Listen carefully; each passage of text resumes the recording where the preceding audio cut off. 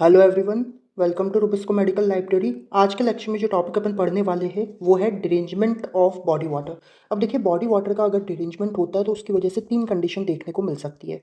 एक तो इडेमा देखने को मिल सकता है, एक ओवर हाइड्रेशन की कंडीशन देखने को मिल सकती है, तो एक डिहाइड्रेशन की कंडीशन देखने को मिल सकती है। आज के लेक्चर में अपन इडेमा के बारे में जानेंगे कि इडेमा होता क्या है, इडेमा के टाइप्स क्या होते हैं। इडेमा फ्लूइड जो होता है वो दो तरीके का होता है, ट्रांसुडेट एंड एक्सुडेट। इन दोनों में अपन डिफरेंसेस की बात करेंगे। इसके अलावा अपन इडेमा का पैथोजेनेसिस समझेंगे, जो कि सबसे इंपॉर्टेंट टॉपिक है आज के लेक्चर का। ठीक है, अब इस पैथोजेनेसिस को समझने के लिए आपको लास्ट लेक्चर जो अपलोड किया गया था स्टार्लिंग फोर्सेस के ऊपर, वो आपको पता होना चाहिए। तो आप वो वाला लेक्चर मेक श्योर करिएगा कि आप देख के आए, ताकि आपको ये वाला लेक्चर बहुत अच्छे से समझ आए। फिर नेक्स्ट लेक्चर के अंदर अपन इडेमा के कुछ स्पेशल टाइप्स पढ़ेंगे। इसके अलावा ओवर हाइड्रेशन और डिहाइड्रेशन के बारे में बात करेंगे। ठीक है, इडेमा एग्जाम पॉइंट ऑफ व्यू से एक इंपॉर्टेंट टॉपिक है, इसके ऊपर कई दफा शॉर्ट नोट आता रहता है। चलिए, तो अब अपन स्टार्ट करते हैं आज का लेक्चर। और सबसे पहला सवाल ही अपने पास ये आता है कि भाई इडेमा होता क्या है। इडेमा होता क्या है, इसको समझने के लिए मैं आपको ये बता रहा हूँ कि सपोज ये क्या है, अपनी सेल है, या अपनी सेल है, या कह लो कोई टिश्यू पार्ट है। और इस सेल के बाहर वाली चीजें जो भी होती है उसे अपन क्या कहते हैं, एक्स्ट्रा सेल्यूलर कंपार्टमेंट कहते हैं। और उस एक्स्ट्रा सेल्यूलर कंपार्टमेंट में ही ब्लड वेसल्स आती है। और ब्लड वेसल और सेल के बीच में जो स्पेस होता है, इसे इंटरस्टिशियल स्पेस कहा जाता है। इसे इंटरस्टिशियल स्पेस कहा जाता है। और इस इंटरस्टिशियल स्पेस के अंदर इंटरस्टिशियल फ्लूइड प्रेजेंट होता है। लेकिन अगर इंटरस्टिशियल स्पेस के अंदर फ्लूइड एक्यूमुलेशन ज़रूरत से ज़्यादा आ जाए, कि भाई इस स्पेस के अंदर फ्लूइड ज़रूरत से ज़्यादा एक्यूमुलेट हो जाए, इसी कंडीशन को अपन इडेमा कहते हैं। इसे ही अपन इडेमा कहते हैं। ठीक है, तो एक और टर्मिनोलॉजी आती है, दैट इज द इफ्यूजन। इडेमा तो अपन ने समझ लिया कि भाई इंटरस्टिशियल स्पेस के अंदर फ्लूइड एक्यूमुलेट हो गया, तो इडेमा है। तो इफ्यूजन क्या होता है? इफ्यूजन होता है कि जो अपनी बॉडी कैविटीज होती है ना, बॉडी कैविटीज जो होती है, उनके अंदर अगर फ्लूइड का एक्यूमुलेशन हो रहा है, तो इससे अपन इफ्यूजन कहते हैं। एग्जाम्पल के तौर पे, अपनी प्लूरल कैविटी के अंदर फ्लूइड का अगर एक्यूमुलेशन होगा, प्लूरल कैविटी में अगर फ्लूइड का एक्यूमुलेशन होगा, इससे अपन कहेंगे प्लूरल इफ्यूजन। प्लूरल इफ्यूजन या हाइड्रोथोरिक्स, ये आपने एग्जाम्पल सुने भी होंगे। वहीं अगर अपनी पेरिकार्डियल कैविटी के अंदर, पेरिकार्डियल कैविटी के अंदर फ्लूइड का अगर एक्यूमुलेशन हो गया, तो उससे अपन कहेंगे पेरिकार्डियल, पेरिकार्डियल इफ्यूजन, या फिर अपन कहेंगे हाइड्रो पेरिकार्डियल। तो इडेमा क्या होता है और इफ्यूजन क्या होता है, ये अपन ने समझ लिया। अब देखिए कि पिट फॉर्मेशन के बिहाफ पे, पिट फॉर्मेशन के बिहाफ पे इडेमा जो होते हैं वो दो तरीके के हो सकते हैं। एक तो अपन कह रहे हैं पिटिंग इडेमा, एक तो अपन कह रहे हैं पिटिंग इडेमा, तो एक अपन कह रहे हैं non pitting oedema. Non pitting oedema. अब देखो, सवाल ये उठता है कि भाई pitting oedema, non pitting oedema में पिट है क्या? पिट एक्चुअल में एक डिप्रेशन होता है, कि भाई कहीं पे भी इडेमा हो रखा है, अगर उसको प्रेस किया जाए तो वहां पे अगर एक डिप्रेशन बन रहा है, तो उससे अपन क्या कहेंगे, पिट कहेंगे। एग्जाम्पल के तौर पर सपोज यहाँ पे ये एक इडेमा हो रखा है, अगर इसको प्रेस करा जाएगा तो ये वाला जो पार्ट है, ये क्या हो जाएगा, ऐसे डिप्रेस हो जाएगा। ये ऐसे डिप्रेस हो गया, तो ये जो डिप्रेशन हुआ है इसे अपन क्या कह रहे हैं, पिट कह रहे हैं। और जिस टाइप के एडेमा के अंदर ये पिट देखने को मिलता है उसे अपन पिटिंग एडेमा कहते हैं। और ऐसा अपने को सबक्यूटेनियस टिश्यू में देखने को मिलता है। ठीक है, तो वहीं जो नॉन पिटिंग एडेमा है उसमें क्या होगा कि भाई सपोज ये एडेमा है, इसको प्रेस भी कर दोगे तो कुछ नहीं होगा, ये ऐसा का ऐसा रहेगा। तो ये नॉन पिटिंग एडेमा है। और नॉन पिटिंग एडेमा को सॉलिड एडेमा भी कहा जाता है। क्या कहा जाता है? सॉलिड एडेमा भी कहा जाता है। और इसके एग्जाम्पल अगर अपन देखें, तो इसके एग्जाम्पल में अपने को एक तो मिक्सो एडेमा देखने को मिलेगा, मिक्सो एडेमा देखने को मिलेगा। और इसके अलावा एलिफेंटियासिस देखने को मिलेगा। एलिफेंटियासिस मतलब हाथी पाँव की जो कंडीशन होती है वो देखने को मिलेगी। ठीक है, चलिए इसके बाद अपन बात कर रहे हैं कि इडेमा के दो और टाइप्स जो है। एक तो अपन कह रहे हैं लोकलाइज्ड इडेमा होता है, तो एक जनरलाइज्ड इडेमा होता है। अपन ने जब अमाइलोडोसिस पढ़ा था तब भी अपन ने यही कहा था कि अमाइलोडोसिस मेनली दो तरीके की, एक लोकलाइज्ड तो एक जनरलाइज्ड। इडेमा में भी अपन यही कह रहे हैं। और पैथो के अंदर कई ऐसे क्लासिफिकेशन आएंगे जिनका क्लासिफिकेशन अपन करेंगे कि एक तो ये लोकलाइज्ड होते, एक जनरलाइज्ड, या फिर सिस्टमिक होते। लोकलाइज्ड, जनरलाइज्ड और सिस्टमिक होते। जनरलाइज्ड का मतलब है कि वो अपने सर्कुलेशन को अफेक्ट करते हैं, यानी कि अपने पूरे बॉडी सिस्टम को अफेक्ट करते हैं। तो लोकलाइज्ड जो है वो पर्टिकुलरली एक ऑर्गन को ही क्या करेंगे, अफेक्ट करेंगे। पर्टिकुलरली एक ऑर्गन को ही अफेक्ट करेंगे। तो जनरलाइज्ड जो इडेमा है इसे एनएसआर का या ड्रॉपसी भी कहा जाता है, जो कि क्या होता है, सिस्टमिक होता है डिस्ट्रीब्यूशन के अंदर। और मेनली ये अपने को देखने को मिलता है अपने सबक्यूटेनियस टिश्यू के अंदर। एग्जाम्पल क्या हो जाएगा जनरलाइज्ड इडेमा का, रीनल इडेमा। तो वहीं जो लोकलाइज्ड इडेमा होता है वो किसी पर्टिकुलर ऑर्गन या पर्टिकुलर लिम्ब पे ही लिमिटेड होता है। और इसका एग्जाम्पल आएगा इन्फ्लेमेटरी इडेमा। ठीक है, इतना समझ आया। अब देखिए अपन कह रहे हैं कि जो अपना इडेमा है उसके अंदर फ्लूइड का एक्यूमुलेशन हो रहा है, अपन बोल रहे हैं। तो ये जो इडेमा का फ्लूइड होता है ना, वो दो तरीके का होता है। एक तो ट्रांसुडेट होता है, तो एक एक्सुडेट होता है। और इन दोनों में डिफरेंसेस कई बार एग्जाम में पूछे जाते हैं, वाइवा में भी पूछे जाते हैं कि ट्रांसुडेट और एक्सुडेट के बीच में क्या डिफरेंस होता है। तो देखिए यहाँ पे एक ये टेबल दे रखी, टेबल मैं आपको समझाऊंगा, बट उससे पहले मैं एक बेसिक आपको आइडिया दे देता हूँ कि भाई ट्रांसुडेट और एक्सुडेट के बीच में बेसिक डिफरेंस क्या है। ठीक है, ये ट्रांसुडेट की बात कर रहा हूँ इधर में, और इधर में एक्सुडेट की बात कर रहा हूँ। देखो ट्रांसुडेट जो होता है ना, इसके अंदर मेनली फ्लूइड का ही मूवमेंट होता है। मेनली किसका मूवमेंट होगा? फ्लूइड का मूवमेंट होगा। तो फ्लूइड का मूवमेंट अगर मेनली हो रहा है तो क्या प्रोटीन मूवमेंट होगा? क्या होगा, लेकिन बहुत कम होगा। तो प्रोटीन कंटेंट ट्रांसलूट के अंदर कम होगा, नंबर एक। नंबर दो, अपन कहेंगे कि प्रोटीन के साथ में अपन देखेंगे सेल्स का भी मूवमेंट इसमें होगा क्या? नहीं, बहुत कम होगा। क्यों? क्योंकि मेनली फ्लूइड का ही मूवमेंट हो रहा है। ठीक है। और फ्लूइड का जो मूवमेंट होता है मेनली, वो अपन कह रहे हैं कि सिर्फ प्रेशर की वजह से हो सकता है, क्योंकि प्रोटीन का मूवमेंट और सेल्स का मूवमेंट नहीं हो रहा, तो परमिएबिलिटी का तो कोई रोल नहीं है। तो फ्लूइड मूवमेंट जो है वो प्रेशर की वजह से होता है। तो ट्रांसुडेट जो होता है ये, वो एक प्रेशर प्रॉब्लम होती है। क्या होती है? एक प्रेशर प्रॉब्लम होती है। तो वहीं अगर अपन बात करें एक्सुडेट की, तो एक्सुडेट के अंदर फ्लूइड के साथ साथ में प्रोटीन्स का भी मूवमेंट होता है, तो साथ में सेल्स का भी मूवमेंट होता है। अब जैसे प्रोटीन्स और सेल्स आ जाती है तो इसमें परमिएबिलिटी इन्वॉल्व हो जाती है। क्यों? क्योंकि जो मेम्ब्रेन होती है वो सेमी परमिएबल होती है। कुछ सब्सटेंसेस को अलाउ करती है तो कुछ सब्सटेंसेस को अलाउ नहीं करती है। तो प्रोटीन को, सेल्स को अगर पास करना है उस मेम्ब्रेन को, तो ऑब्वियस सी बात है कि वहाँ पे परमिएबिलिटी का रोल आएगा, यानी कि एक्सुडेट जो है वो एक परमिएबिलिटी प्रॉब्लम होती है। ये एक बेसिक डिफरेंस है जो आपको पता होना चाहिए, और अगर आपको ये 2 पॉइंट भी याद है तो बाकी के डिफरेंसेस आप बड़े आराम से लिख लेंगे। चलिए अब अपन को टेबल समझते हैं। देखिए ट्रांसुडेट में अपन क्या बोल रहे हैं कि ब्लड प्लाज्मा की परमिएबिलिटी के अंदर कोई चेंज हो रहा है क्या? नहीं। क्यों ऐसा? क्योंकि ट्रांसुडेट तो एक प्रेशर प्रॉब्लम होती है। क्या होती है? प्रेशर प्रॉब्लम होती है। तो वहीं जो एक्सुडेट होता है वो क्या होता है कि जो कैपिलरी परमिएबिलिटी होती है वो बढ़ जाती है, और वो बढ़ती है इस वजह से अगर अपने को एडेमा देखने को मिल रहा है तो एक्सुडेट देखने को मिलेगा, क्योंकि कैपिलरी परमिएबिलिटी बढ़ जाएगी तो प्लाज्मा से प्रोटीन का मूवमेंट होने लगेगा। कहाँ पे होने लगेगा? तो प्लाज्मा से प्रोटीन का मूवमेंट इंटरस्टिशियल स्पेस में होने लगेगा। तो इंटरस्टिशियल स्पेस के अंदर फ्लूइड भी आएगा, साथ में अपन देखें कि प्रोटीन भी आएगा। तो इस तरीके के इडेमा फ्लूइड को अपन एक्सुडेट कहेंगे। ठीक है। तो मैकेनिज्म क्या हो गया कि भाई आपके जो ट्रांसुडेट है वो क्यों देखने को मिलेगा? क्योंकि हाइड्रोस्टैटिक प्रेशर बढ़ रहा है या फिर ऑन्कोटिक प्रेशर कम हो रहा है। ये समझने के लिए आपको स्टार्लिंग फोर्सेस आने चाहिए, नहीं तो अभी अपन जब पैथोजेनेसिस समझेंगे तब आपको और समझ आ जाएगा। तो वहीं एक्सुडेट के केस में कैपिलरी परमिएबिलिटी बढ़नी चाहिए। ठीक है। कैरेक्टर एंड अपीयरेंस की बात करें तो ट्रांसुडेट जो होता है वो नॉन इन्फ्लेमेटरी इडेमा होता है। जब अपन ने एक्यूट इन्फ्लेमेशन पढ़ा था वहां पे भी मैंने यही कहा था कि जो इन्फ्लेमेटरी इडेमा होता है वो एक्सुडेटिव होता है, यानी कि जो एक्सुडेट होता है वो इन्फ्लेमेटरी इडेमा होता है, और ये येलोइश व्हाइट होता है और टर्बिड होता है। तो वहीं ट्रांसुडेट पेल येलो कलर का होता है और क्लियर होता है। ठीक है। प्रोटीन कंटेंट, अभी अपन ने बोला कि ट्रांसुडेट के अंदर प्रोटीन कंटेंट कम रहेगा, तो एक्सुडेट के अंदर प्रोटीन कंटेंट ज्यादा रहेगा। फिर रेशियो ऑफ अपन देखिए कि फ्लूइड बाय सीरम प्रोटीन का जो रेशियो है वो यहाँ पे लेस देन 0.5 होता है, तो एक्सुडेट के अंदर ये मोर देन 0.5 होता है। ग्लूकोज कंटेंट जो होता है ना वो ट्रांसुडेट के अंदर प्लाज्मा के ही बराबर होता है, तो एक्सुडेट के अंदर ग्लूकोज कंटेंट कम होता है। दिस इज इंपॉर्टेंट पॉइंट कि एक्सुडेट के अंदर ग्लूकोज कंटेंट कम है।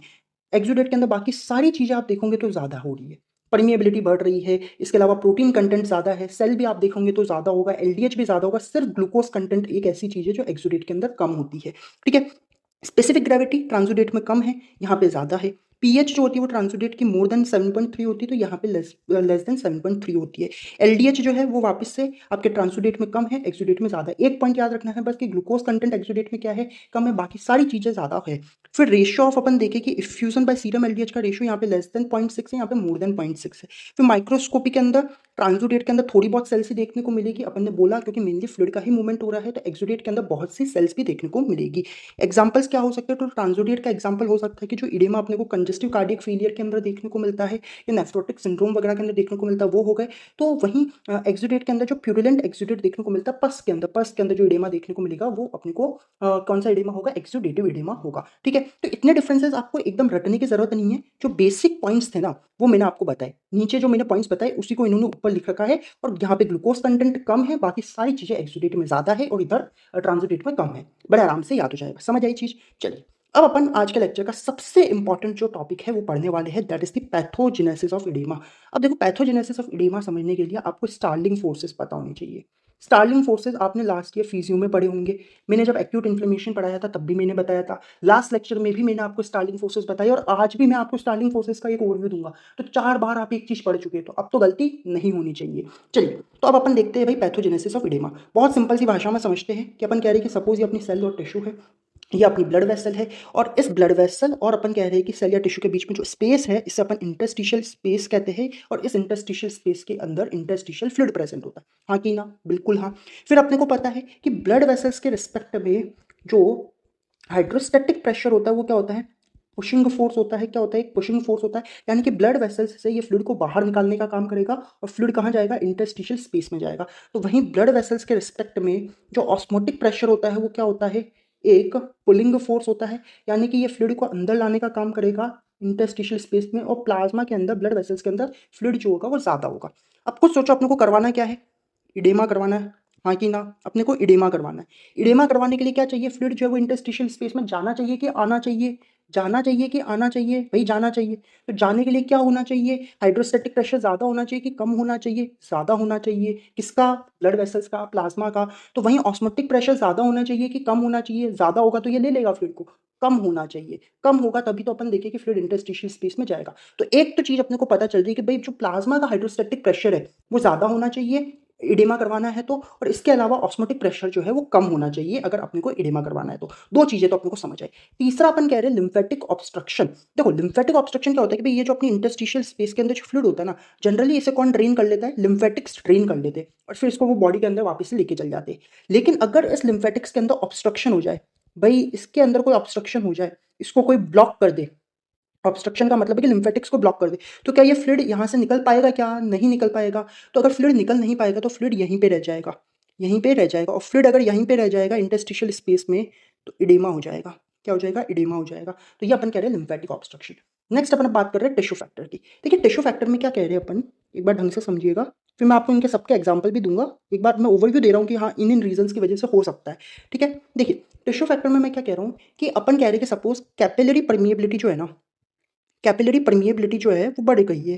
कैपिलरी परमिएबिलिटी जो है वो बढ़ गई है। अब कैपिलरी परमिएबिलिटी बढ़ गई है, इसका मतलब क्या है? इसका मतलब ये है कि जो प्लाज्मा प्रोटीन थे वो आपके प्लाज्मा से कहाँ जाने लगे, इंटरस्टिशियल स्पेस में जाने लगे। जब प्लाज्मा से वो इंटरस्टिशियल स्पेस में जाने लगे तो यहाँ का ऑस्मोटिक प्रेशर कम होने लगेगा, क्योंकि ऑस्मोटिक प्रेशर प्रोटीन की वजह से होता है, और इंटरस्टिशियल स्पेस में जब ये प्रोटीन आने लगेंगे तो यहाँ का ऑस्मोटिक प्रेशर बढ़ने लगेगा।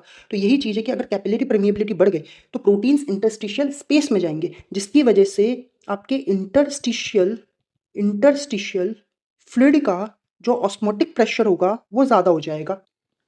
वहीं अगर अपन बात करें कि सपोज अपने इंटरस्टिशियल स्पेस का जो हाइड्रोस्टैटिक प्रेशर है वो कम हो जाए। हाइड्रोस्टैटिक प्रेशर का मतलब है कि टिश्यू टेंशन, यानी कि जो अपना इंटरस्टिशियल स्पेस का जो हाइड्रोस्टैटिक प्रेशर होता है उससे अपन क्या कहते हैं, टिश्यू टेंशन, अगर वो कम हो जाए तो भी अपने को क्या देखने को मिलेगा, इडेमा देखने को मिलेगा। ऐसा क्यों भला? ऐसा इसलिए भला क्योंकि फ्लूइड का मूवमेंट जो होता है ना वो हमेशा लो ऑस्मोटिक प्रेशर से हाई ऑस्मोटिक प्रेशर के टुवर्ड्स होता है, नंबर एक।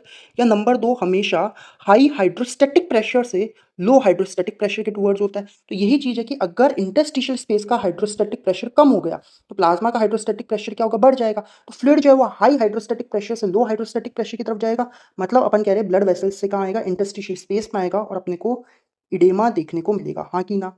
समझ आई चीज़? तो ये रीजंस हो सकते हैं चार। पांचवा अपन बोल रहे हैं कैपिलरी परमिएबिलिटी बढ़ गई तो, और कैपिलरी परमिएबिलिटी कब बढ़ सकती है, इंजरी के केस में बढ़ सकती है।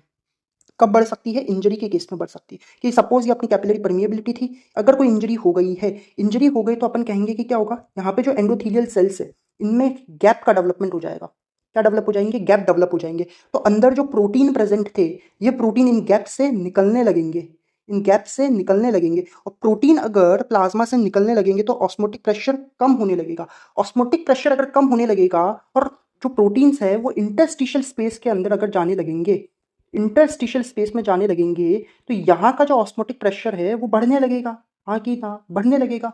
तो फ्लूइड का मूवमेंट क्या होगा, लो ऑस्मोटिक प्रेशर से हाई ऑस्मोटिक प्रेशर, तो प्लाज्मा से फ्लूइड जो है वो इंटरस्टिशियल स्पेस में आएगा, जिसकी वजह से इडेमा देखने को मिलेगा। क्या देखने को मिलेगा? इडेमा देखने को मिलेगा। समझ आई चीज? तो बेसिक आपको समझ आया कि क्या क्या हो सकता है। अपन ने क्या क्या बोला, देखो भाई, कि या तो अपन देखिए कि आपका जो अना ऑस्मोटिक प्रेशर है वो ब्लड वेसल्स का या प्लाज्मा का जो ऑस्मोटिक प्रेशर है वो कम हो जाए, या हाइड्रोस्टैटिक प्रेशर जो वो ज़्यादा हो जाए, लिम्फेटिक ऑब्स्ट्रक्शन हो जाए। टिश्यू फैक्टर्स में अपन कह रहे हैं कि जो इंटरस्टिशियल स्पेस है उसका ऑस्मोटिक प्रेशर ज़्यादा हो जाए, या हाइड्रोस्टैटिक प्रेशर कम हो जाए, या फिर कैपिलरी परमिएबिलिटी ज़्यादा हो जाए। बड़े आराम से समझाया मैंने, ये मैंने आपको थ्योरी समझाई। एक बार आप इधर देखिए, आप एक एक पॉइंट अपन समझते हुए चलते। सबसे पहले अपन कह रहे हैं कि भाई प्लाज्मा का जो ऑन्कोटिक प्रेशर है वो कम होना चाहिए।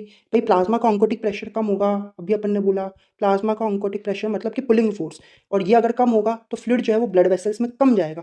कम जाएगा तो ऑब्वियस बात है कि आपके फ्लूइड जो है वो इंटरस्टिशियल स्पेस में ज़्यादा रहेगा, जिसकी वजह से इडेमा देखने को मिलेगा। अब ये कब देखने को मिलता है, तो ये अपने को हाइपोप्रोटीनीमिया की कंडीशन में देखने को मिलेगा। हाइपोप्रोटीनीमिया की कंडीशन में देखने को मिलेगा। उसमें भी मोर स्पेसिफिकली मैं बताऊं तो हाइपो एल्बुमिनिया, एल्बू नीमिया की कंडीशन में देखने को मिलेगा कि एल्बुमिन बहुत कम हो जाए। कितना कम हो जाए? तो यहाँ पे 5 ग्राम पर डीएल से कम हो जाए, यहाँ पे 2.5 ग्राम पर डीएल से अगर एल्बुमिन कम हो गया है तो फिर ये चीज़ अपने को देखने को मिलेगी। ठीक है, और यहाँ पे कौन सा एडेमा देखने को मिलेगा? जो देखने को मिलेगा वो जनरलाइज्ड एडेमा देखने को मिलेगा। कौन सा टाइप का एडेमा देखने को मिलेगा? जनरलाइज्ड एडेमा देखने को मिलेगा। अब एग्जाम्पल्स क्या क्या हो सकते हैं? तो देखिए, एक तो एग्जाम्पल अपन देख रहे हैं कि जो नेफ्रोटिक और नेफ्राइटिक सिंड्रोम में जो ना एडेमा होता है वो, तो एक अपन कह रहा है कि ascites of liver disease. Ascites of liver disease में मैं कह रहा हूँ कि जो सिरोसिस की कंडीशन होती है ना लीवर की, उसमें भी यही चीज़ होती है। अब ये दो एग्जांपल्स आप याद रखिए, क्योंकि बार बार यही एग्जांपल आने वाले कि एक तो रीनल डिजीज का इडेमा जिसमें नेफ्रोटिक और नेफ्रेटिक सिंड्रोम आएगा, और एक एसाइटिस ऑफ लीवर डिजीज जिसमें अपन सिरोसिस की बात करें। ठीक है, अब देखो दूसरा अपन कह रहे हैं कि क्या हो रहा है कि कैपिलरी हाइड्रोस्टैटिक प्रेशर जो है वो क्या हो जाए? बढ़ जाए। अब कैपिलरी हाइड्रोस्टैटिक प्रेशर क्या होता है? एक तरीके का पुशिंग फोर्स होता है जो कि ब्लड वेसल्स से फ्लूइड को क्या कर रहा है? पुश कर रहा है इंटरस्टिशियल स्पेस के अंदर। तो अगर हाइड्रोस्टैटिक प्रेशर बढ़ जाएगा तो फ्लूइड जो है वो इंटरस्टिशियल स्पेस में ज़्यादा जाएगा, जिसकी वजह से इडेमा होगा। ठीक है, अब इसका एग्जाम्पल क्या हो सकता है? तो इसका एग्जाम्पल अपन कह रहे हैं कि एक तो अपने को देखने को मिल सकता है कि कार्डियक टिश्यू का इडेमा हो रहा हो, कार्डियक टिश्यू का इडेमा हो रहा हो, जैसा कि अपने को कंजेस्टिव हार्ट फेलियर के अंदर देखने को मिलता है। दूसरा अपन कह रहे हैं एसाइटिस ऑफ लीवर डिजीज। मैंने बोला ना बार बार वही एग्जाम्पल आएंगे मोटा मोटा। एसाइटिस ऑफ लीवर डिजीज जिसमें अपन बात कर रहे हैं सिरोसिस ऑफ लीवर की। किसकी बात कर रहे हैं? सिरोसिस ऑफ लीवर की। तीसरा अपन बात कर रहे हैं पैसिव कंजेशन। अब कंजेशन क्या होता है ये अपन इसी चैप्टर के अंदर आगे आने वाले लेक्चर्स में समझेंगे। अब भी बस याद रख लो कि पैसिव कंजेशन के अंदर भी अपने को इडेमा देखने को मिलेगा। एक आता है पोस्चरल इडेमा।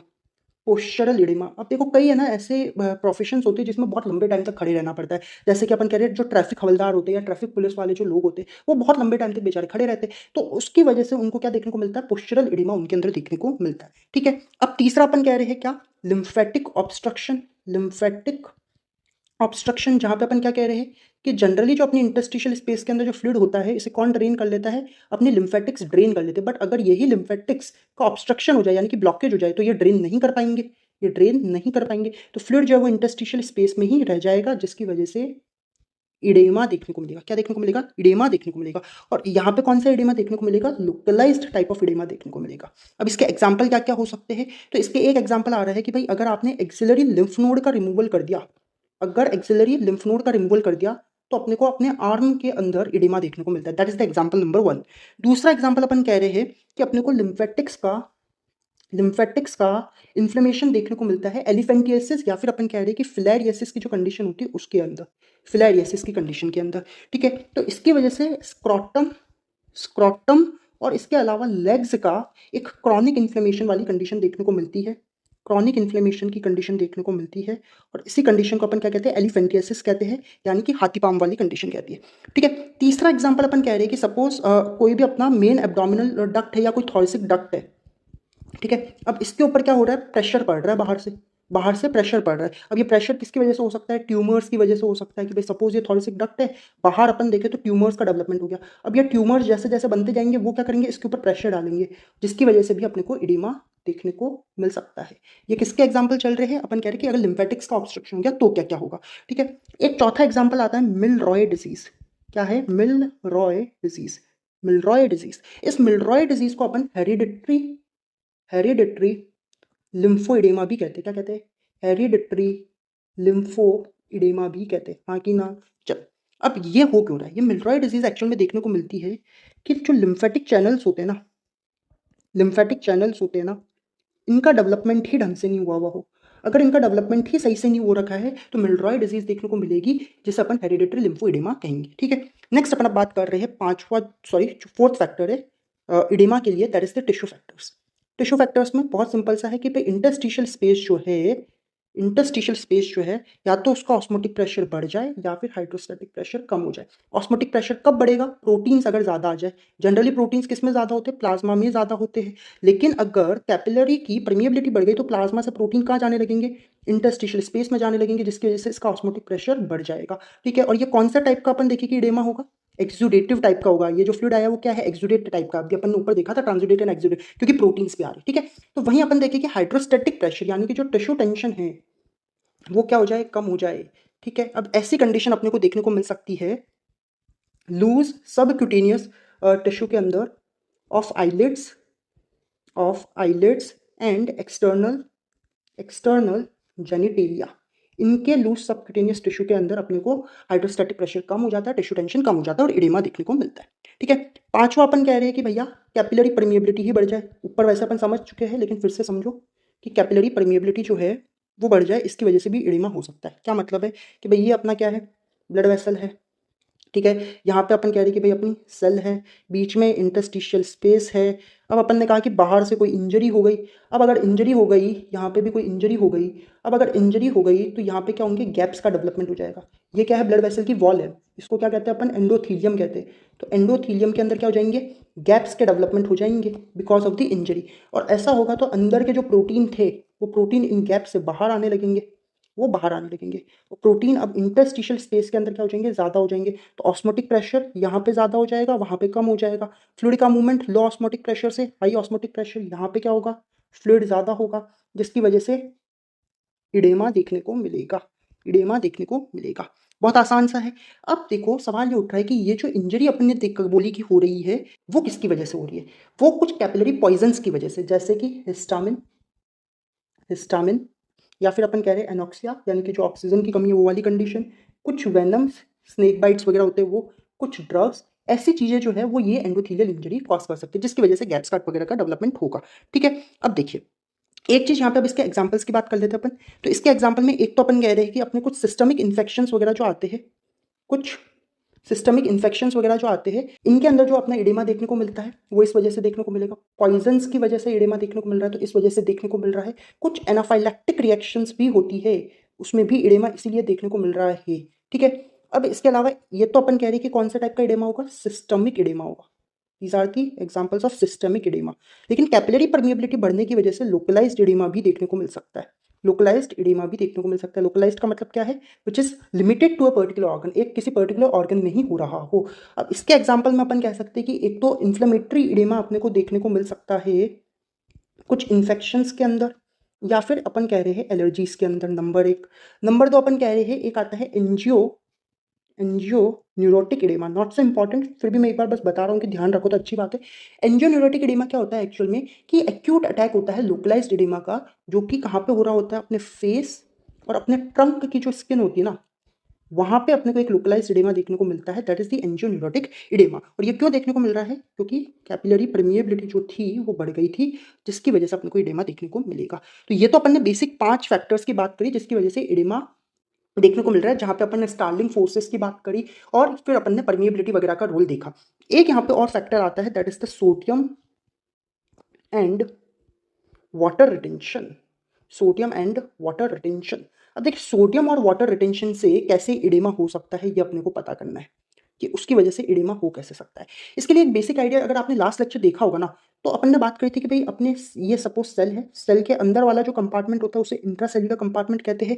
सेल के बाहर वाले कंपार्टमेंट को अपन एक्स्ट्रा सेल्यूलर कंपार्टमेंट कहते हैं, जिसमें एक तो अपनी ब्लड वेसल आएगी और एक इनके बीच की जो स्पेस है, ब्लड के वेसल के अंदर क्या है, प्लाज्मा आएगा, और इनके स्पेस जो है बीच की जो स्पेस है that is the interstitial space, जिसमें इंटरस्टिशियल फ्लूइड आएगा। फिर अपन ने कहा था कि जो मेन कैटायंस और एनायंस होते हैं ना, उसमें अपन ने ये बोला था कि भाई सेल के अंदर तो मेन कैटायन पोटेशियम और मैग्नीशियम होता है, तो सेल के बाहर जो मेन कैटायन होता है सोडियम होता है।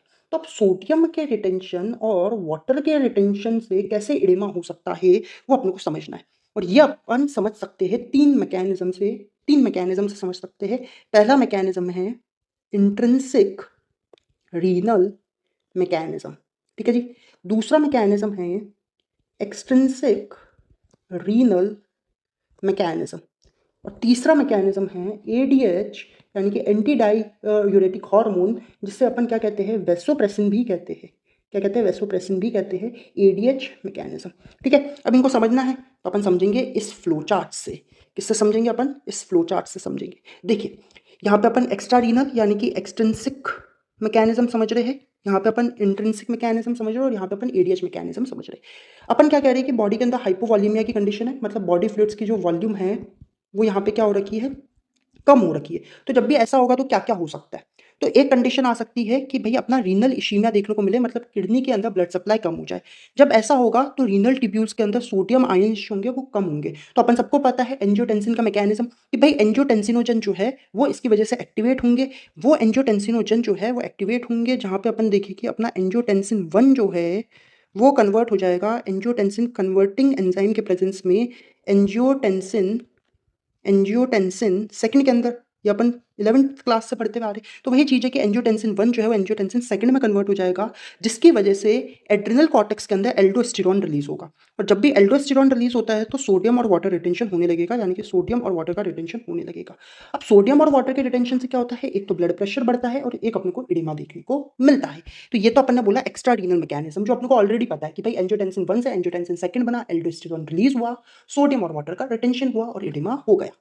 अब आता है इंट्रिंसिक रीनल मैकेनिज्म। ये आपने जब लास्ट ईयर फिजियो में बैरो रिसेप्टर्स वगैरह पढ़े होंगे तो उसकी कहानी है कि भाई इंट्रिंसिक रीनल मैकेनिज्म में ये कह रहे हैं कि हाइपोवॉल्यूमिया की वजह से बैरो रिसेप्टर जो कि अपने कैरोटिड साइनस या एओर्टिक आर्च वगैरह के अंदर प्रेजेंट होते हैं वो एक्टिवेट होंगे, जो कि एक्टिवेट करेगा अपने वैसोमोटर सेंटर को, जिसकी वजह से सिंपैथेटिक आउटफ्लो यानी कि सिंपैथेटिक एक्टिविटी जो है वो बढ़ेगी, जिसकी वजह से रीनल इश्चीमिया की जो कंडीशन है वो देखने को मिलेगी, यानी कि blood supply to the kidney will be decreased. और यहाँ पे अपन देखें तो जीएफआर कम होगा। जीएफआर कम होने का मतलब है ग्लोमेरुलर फिल्ट्रेशन रेट कम होगा, और अगर फिल्ट्रेशन ही कम हो रहा है तो एक्सक्रीशन भी कम होगा।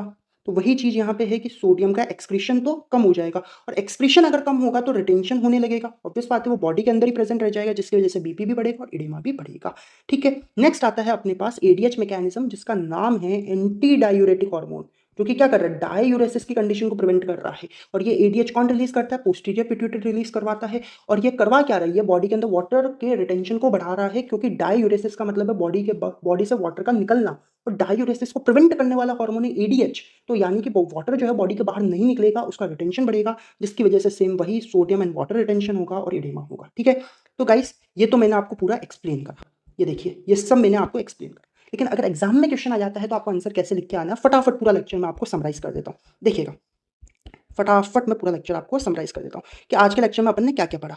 आज के लेक्चर में सबसे पहले अपन ने ये देखा कि भाई जो डिरेंजमेंट होते हैं बॉडी वाटर के, उसमें इडेमा, डिहाइड्रेशन और ओवरहाइड्रेशन आता है। फिर अपन ने इडेमा और इफ्यूजन के बीच में डिफरेंसेस की बात करी। इडेमा इंटरस्टिशियल स्पेस के अंदर फ्लूइड का एक्यूमुलेशन हो रहा है, तो जो आपके इफ्यूजन है वो बॉडी कैविटीज के अंदर एक्यूमुलेशन है। दो तरीके के इडेमा है पिट के फॉर्मेशन के बिहाफ पे, पिटिंग एंड नॉन पिटिंग इडेमा। इसके अलावा दो तरीके के इडेमा और है, लोकलाइज्ड और जनरलाइज्ड इडेमा। इडेमा फ्लूइड जो होते हैं वो दो तरीके के होते हैं, transudate and exudate. Major difference उसमें यही है कि भाई जो ट्रांसुडेट होता है उसके अंदर मेनली फ्लूइड का मूवमेंट होता है, तो एक्सुडेट के अंदर फ्लूइड के साथ साथ में प्रोटीन्स और सेल्स का भी मूवमेंट होता है। ट्रांसुडेट एक प्रेशर प्रॉब्लम होता है, तो एक्सुडेट एक परमिएबिलिटी प्रॉब्लम होता है। इसके बाद अपन ने बात करी पैथोजेनेसिस ऑफ इडेमा की, जहां पे अपन ने ये बातें बोली कि या तो ऑन्कोटिक प्रेशर जो है प्लाज्मा का वो कम हो जाए, कैपिलरी हाइड्रोस्टैटिक प्रेशर बढ़ जाए, लिम्फेटिक ऑब्स्ट्रक्शन हो जाए, टिश्यू फैक्टर्स देखने को मिले, कैपिलरी परमिएबिलिटी बढ़ जाए, या फिर सोडियम एंड वाटर रिटेंशन। फिर अपन ने एक एक करके इनके बारे में बात करी कि भाई ऑन्कोटिक प्रेशर अगर कम होगा तो फ्लूइड का मूवमेंट क्या होता है, हमेशा लो ऑन्कोटिक प्रेशर से हाई ऑन्कोटिक प्रेशर की तरफ होगा, तो प्लाज्मा का ऑन्कोटिक प्रेशर कम हो गया तो इंटरस्टिशियल स्पेस के अंदर फ्लूइड चल जाएगा, जिसकी वजह से इडेमा देखने को मिलेगा, जो कि हाइपोप्रोटीनीमिया की वजह से देखने को मिलता है। फिर अपन ने कहा कि अगर कैपिलरी हाइड्रोस्टैटिक प्रेशर बढ़ गया तो फ्लूइड का मूवमेंट कहां से कहां होता है, हाई हाइड्रोस्टैटिक प्रेशर से लो हाइड्रोस्टैटिक प्रेशर होता है। तो अगर कैपिलरी हाइड्रोस्टैटिक प्रेशर अगर बढ़ गया तो ये प्लाज्मा से इंटरस्टिशियल स्पेस के अंदर फ्लूइड जाएगा, जिसकी वजह से वापस से अपने को इडेमा देखने को मिलेगा। तो वहीं लिम्फेटिक ऑब्स्ट्रक्शन देखने को अगर मिलेगा तो इंटरस्टिशियल फ्लूइड जो है वो एस्केप नहीं कर पाएगा लिम्फेटिक्स के थ्रू, जिसकी वजह से अपने को इडेमा देखने को मिलेगा। तो टिश्यू फैक्टर्स में अपन ने कहा कि या तो जो ऑस्मोटिक प्रेशर है इंटरस्टिशियल फ्लूइड का वो बढ़ जाए, या हाइड्रोस्टैटिक प्रेशर जो है वो अपन देखे कम हो जाए। ठीक है, इसके बाद अपन ने कहा कि परमिएबिलिटी बढ़ गई तो क्या होगा, परमिएबिलिटी अगर बढ़ गई तो उस केस में एंडोथेलियल इंजरी होगी, जिसकी वजह से गैप्स का डेवलपमेंट होगा, जिसकी वजह से प्रोटीन जो है वो इंटरस्टिशियल स्पेस में चल जाएंगे, जिसकी वजह से उसका ऑस्मोटिक प्रेशर बढ़ जाएगा, और फ्लूइड का वापस से वही बात कि लो ऑस्मोटिक प्रेशर से हाई ऑस्मोटिक प्रेशर के टुवर्ड्स मूवमेंट करेगा, यानी कि फ्लूइड जो है वो इंटरस्टिशियल स्पेस में आएगा और अपने को इडेमा देखने को मिलेगा। और फिर लास्ट में अपन सोडियम एंड वाटर रिटेंशन की अपन ने बात करी, जिसमें अपन ने तीन मैकेनिज्म देखे। एक तो एक्सट्रिंसिक रीनल मैकेनिज्म देखा, जिसमें अपन ने नॉर्मल वही एंजियोटेंसिन 1 से एंजियोटेंसिन 2 वगैरह बन रहा है, एल्डोस्टेरोन रिलीज हो रहा है। और इंट्रिंसिक मैकेनिज्म में अपन ने बैरो रिसेप्टर्स और वैसोमोटर सेंटर वगैरह की बात करी। और एडीएच मैकेनिज्म में अपन ने कहा कि एडीएच जो है वो वाटर का रिटेंशन करवाता है, और इन सबकी वजह से ब्लड प्रेशर भी बढ़ता है और इडेमा भी देखने को मिलता है। ठीक है guys, so that was all about today's lecture. If you found this lecture useful and helpful then do like, share and subscribe the channel. Notes थोड़ी टाइम में टेलीग्राम पे अपलोड कर दिए जाएंगे, तो आप टेलीग्राम चैनल भी ज्वाइन कर लीजिएगा। Okay, thank you for watching.